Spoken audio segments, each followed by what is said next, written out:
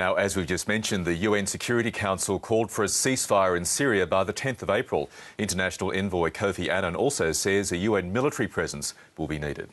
The violence in Syria cannot be addressed through the means of a traditional observer mission interposed between two armies.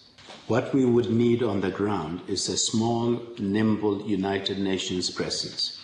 It would need to be deployed quickly with a broad and flexible mandate.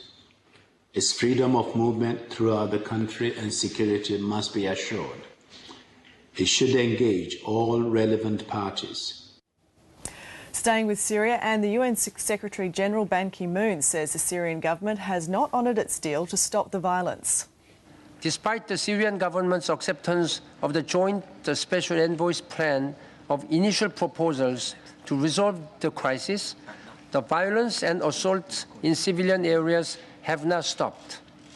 The situation on the ground continues to deteriorate. The Security Council reiterates its call for the Syrian authorities to allow immediate, full, and unimpeded access of humanitarian personnel to all populations in need of assistance, in accordance with international law and guiding principles of humanitarian assistance. The Security Council calls upon all parties in Syria, in particular the Syrian authorities, to cooperate fully with the United Nations and relevant humanitarian organizations to facilitate the provision of humanitarian assistance. And that was US Ambassador and the Acting Security Council President Susan Rice.